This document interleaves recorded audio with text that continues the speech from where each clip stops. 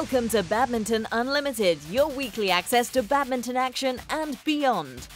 This week we spend the afternoon with the Netherlands #1 women's mixed doubles players Evie Muskens and Selena Peek as they plot their way to the top. And we give you all the action from Copenhagen as we wrap up the leaning BWF World Championships. Who will be crowned the best in the world?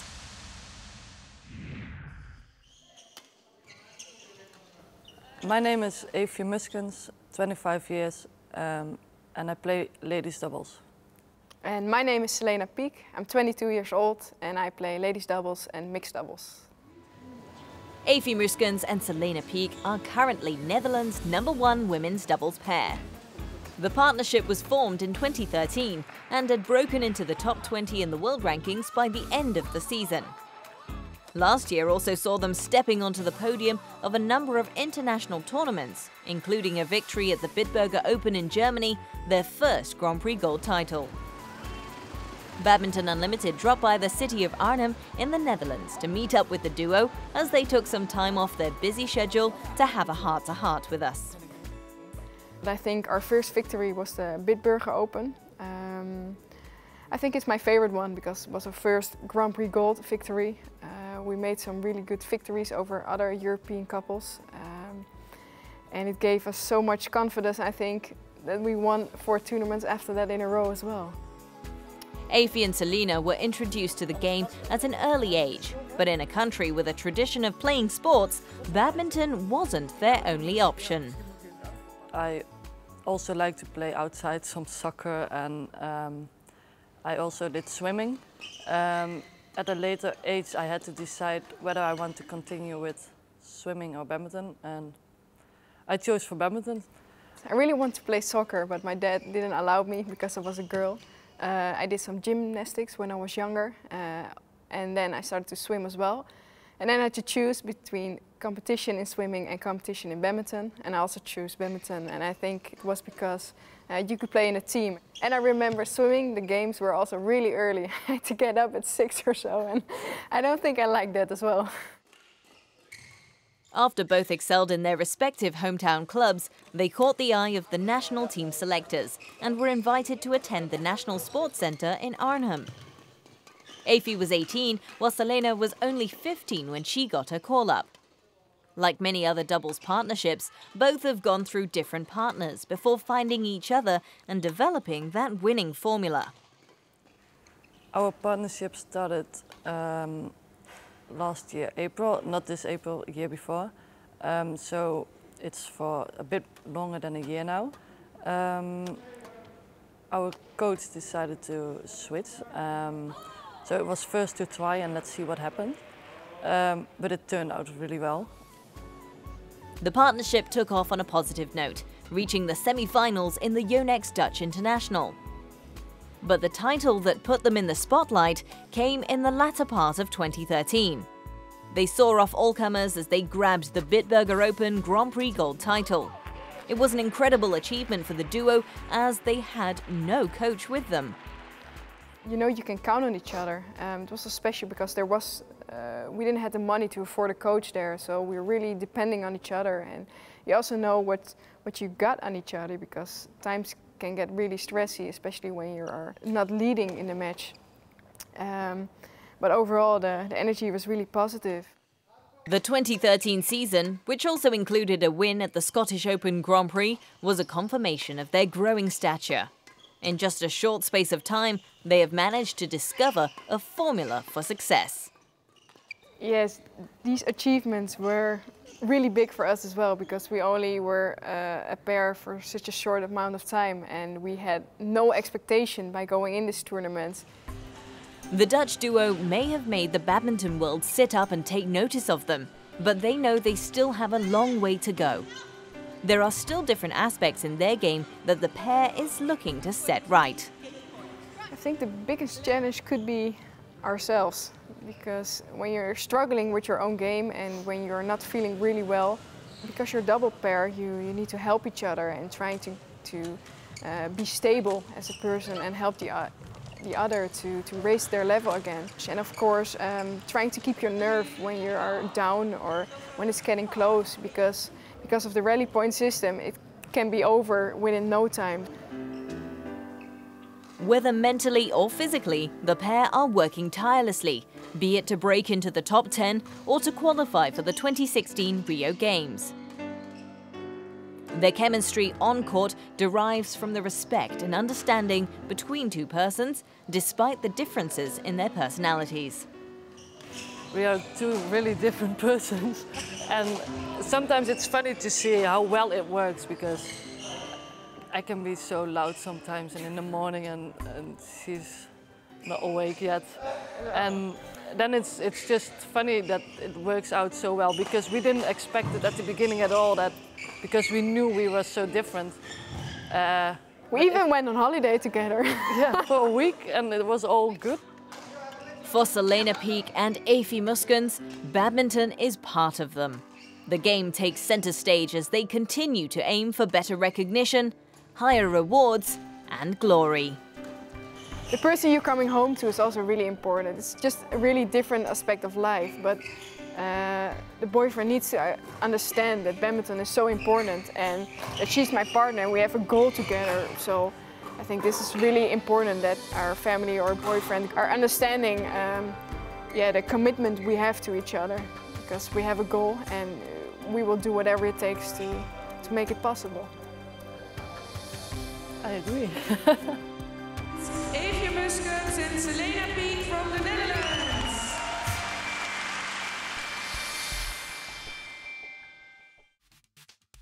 Let's test your badminton knowledge now. We want you to tell us who this person is. I was born in Denmark.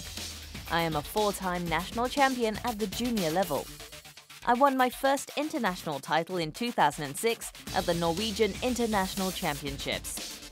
Find out the answer after the break.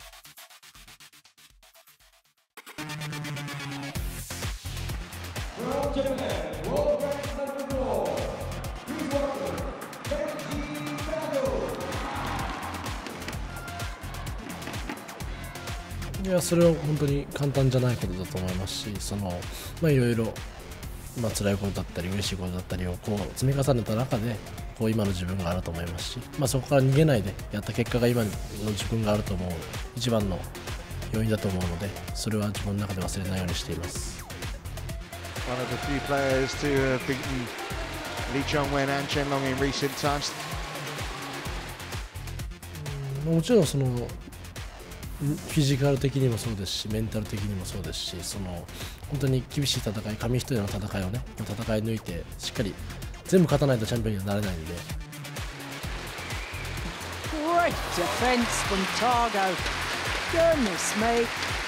It was a wonderful match by Targo and possibly the best I've ever seen him play. チャンピオンになればなるほどそのプレッシャーっていうのがものすごい増してくると思うんで、そういうのをしっかりそういうところから逃げないでやりたいなというふうに思いますね。Kenichi Targo led from the front, the #1 singles player. And if anyone has led the team and really set the stage, it was Targo. He really did well. Really terrific performance from him.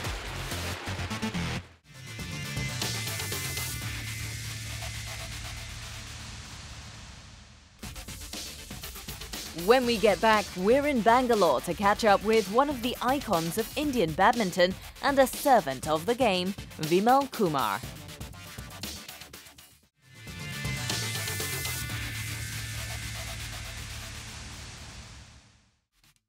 Welcome back. Before the break, we asked you to guess who this mystery person is. I was born in Denmark. I'm a 4-time national champion at the junior level. I won my first international title in 2006 at the Norwegian International Championships. The answer is Hans Christian Vittinghus. Vittinghus was born in 1986 in Denmark. The 28-year-old began playing badminton at the tender age of 5 with the Solrød Badminton Club. He has won several titles for his country and is currently ranked 9th in the BWF men's singles category.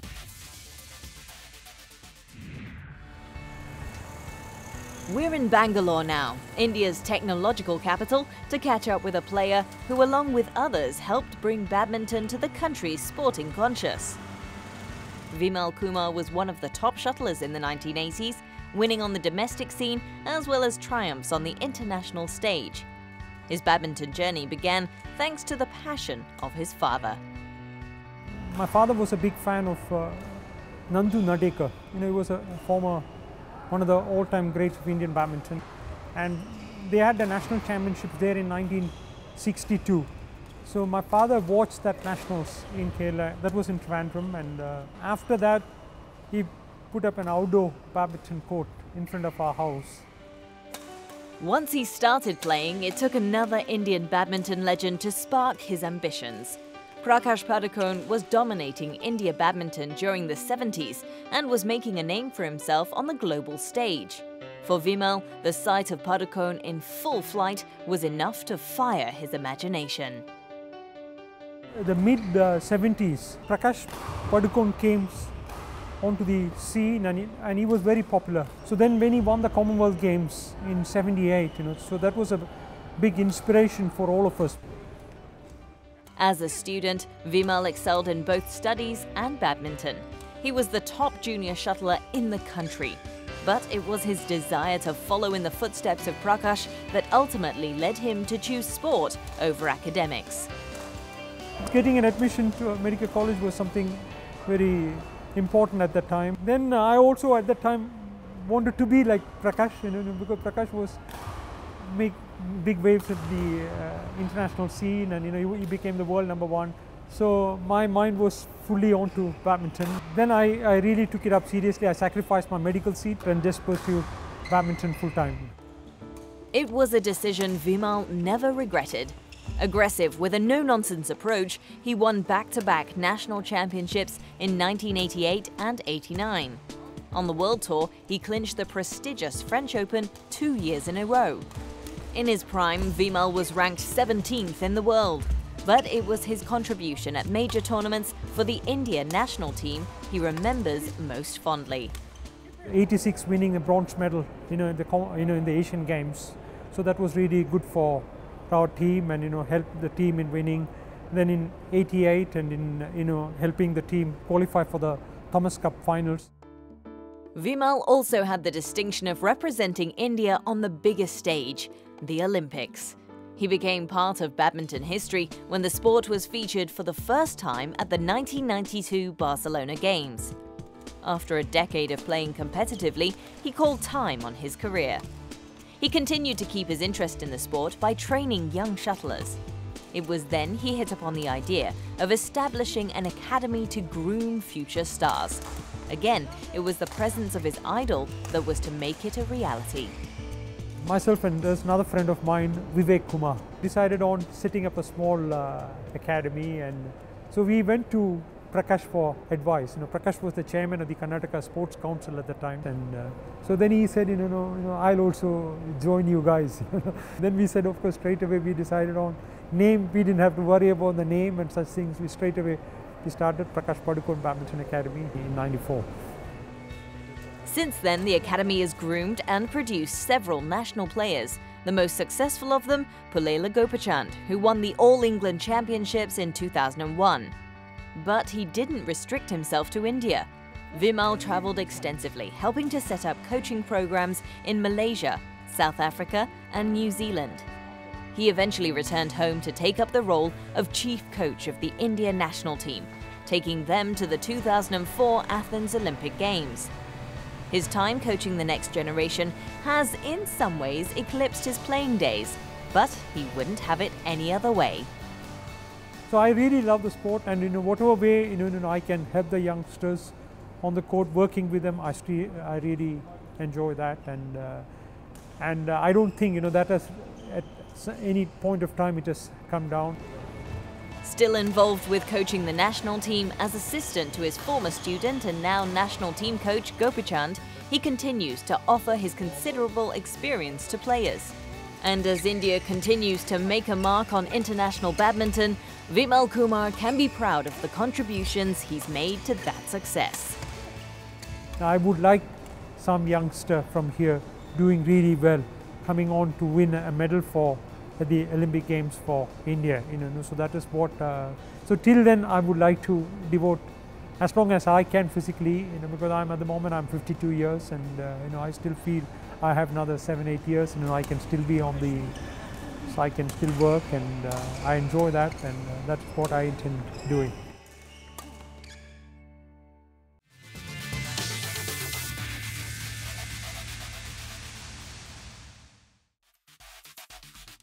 Let's take a look at the rankings. This week we focus on the mixed doubles. Zhang Nan and Zhao Yunlei head the rankings, followed by the Indonesian duo Tontowi Ahmad and Liliana Natsir. The Adcocks are at 5th, and not far behind is Germany's Michael Fuchs and Birgit Michels, who are at 7th. Rounding off the top 10 is the Singaporean pair of Dani Bawa Krisnanta and Vanessa Nyo. Don't forget, the rankings are updated every Thursday, so log on to www.bwfbadminton.org for the latest information.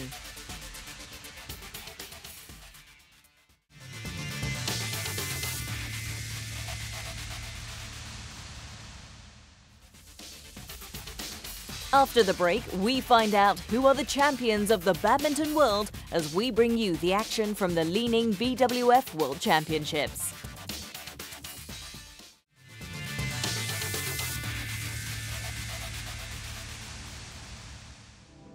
Copenhagen was the destination for this edition of the Li Ning BWF World Championships.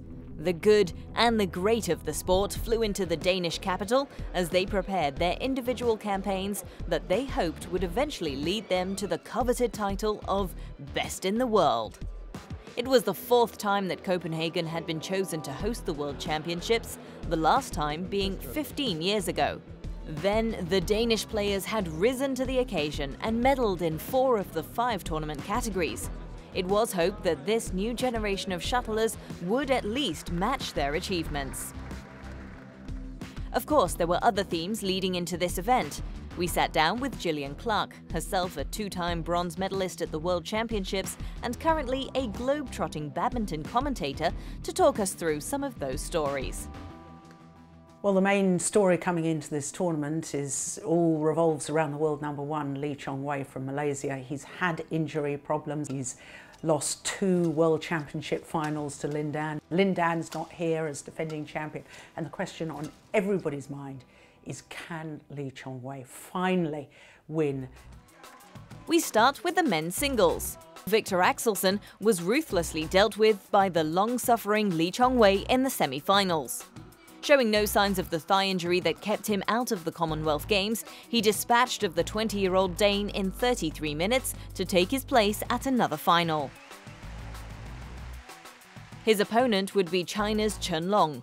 The world number 2 had to battle hard to beat Tommy Sugiarto from Indonesia, winning it 21-16, 22-20. The final was tight, as was expected, but it was China's top shuttler that came through. Chen Long weathered a late surge by the world number 1 to see out the match 21-19, 21-19. For Lee Chong-wei, his jinx at the Worlds continues. That is now 3 times in a row he's come up short in the final match. The defending champion in the women's singles, Ratchanok Intanon, in the past 12 months has perhaps not been playing the sort of form that took her to that world title. If you go by form, then you don't rate her chances as highly as probably the 3 Chinese players. Ratchanok Intanon certainly hasn't been in great form, and it showed as she was ousted in the 3rd round match with Japan's Minatsu Mitani. World number 1 Li Xuerui in turn dismissed Mitani in the semi-final stage. The Olympic champion completed the task in a stunning 31 minutes, winning it 21-8, 21-18. She faces a surprise package in Carolina Marin. The Spaniard becomes the first player from her country to reach a World Championship final after beating PV Sindhu from India. In the final, it was the world number 1, Li, who got off to the more assured start, taking the first game 21-17. but the European champion hit back in the second, reversing the score. It was the 21-year-old who then orchestrated one of the biggest upsets in World Championships history as she took the final game 21-18. Carolina Marin not only becomes the first Spaniard to win the title, but only the third European champion. We move to the men's doubles now. The Koreans have swapped around their pairings again. Lee Yong-dae is now playing with Yoo Young-sung. They've had a sensational start to their partnership. In many people's opinion, they're hot favourites. The Koreans proved their #1 status in the semi-finals against Denmark's Mathias Bo and Carsten Mogensen. After a dazzling display in the first game, in which they outjumped and outpowered their opponents, they held off a late charge in the second to win it 21-16, 21-18. They would face countrymen Ko Sung-hyun and Shin Baek-chol in the final. The 12th seeds had a walkover in their semi-finals after fellow Koreans Kim Sa-rang and Kim Ki-jung withdrew due to injury. The rest did Ko and Shin some good. In a punishing three-gamer, which lasted over 80 minutes, they overcame their higher-seeded teammates, winning it 22-20, 21-23, 21-18.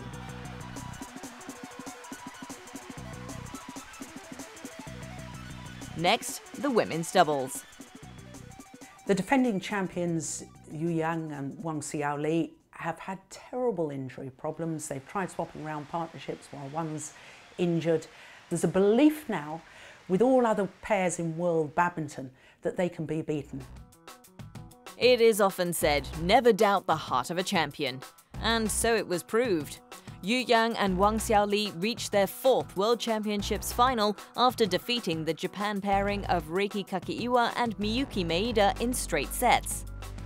They would face their compatriots Zhao Yunlei and Tianqing in the final after they downed South Korea's Lee So-hee and Shin Seung-chan. The final matchup means China will now have a women's doubles champion for the 11th time in a row, an extraordinary achievement. It was the Olympic pair of Zhao Yunlei and Tianqing who prevailed in the final. The pair made a tactical decision to target Yu Yang, and it paid off as they took it 21-19, 21-15. Mixed doubles is a discipline. You know, you've got the Olympic champions from China, Zhang Nan and Zhao Yunlei. They're former world champions. You've got Xu Shen and Ma Jin, who have been Olympic silver medalists, world championship silver medalists 2 years ago. And I don't know if you remember that final, but it was sensational because they had match point opportunities. I think 2 match point opportunities, and it hurt them. It hurt them a lot that they didn't win the gold medal. With defending champions Tontawi Ahmad and Liliana Natsir out of the tournament due to injury, Xu Chen and Ma Jin will be looking to redeem themselves after that heartbreaking loss last year. The China pair made it through to the final after beating Denmark's Joachim Fischer-Nielsen and Christina Pedersen in straight sets. They would face Zhang Nan and Zhao Yunlei after seeing off another Chinese pair, Lui Cheng and Bao Yixin 21-15, 21-13. The final match of the tournament saw Zhang Nan and Zhao Yunlei add to their Olympic gold medal. Although it went to 3 games, it was a fairly controlled win over Xu Chen and Ma Jin, 21-12, 21-23, 21-13. So with that, the 2014 edition of the Li-Ning BWF World Championships came to an end. China maintains their status as the #1 team in the world, but badminton has a new star. Next year, the world will shift their gaze to Indonesia. We can't wait.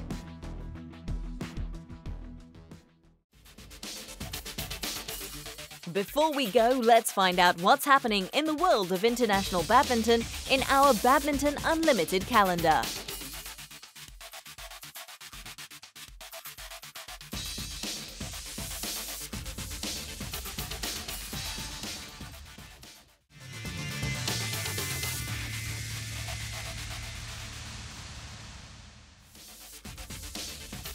Next week on Badminton Unlimited, we catch up with one of the best shuttlers of his generation, Peter Gader, as he talks about his career and looks forward to the next chapter of his life.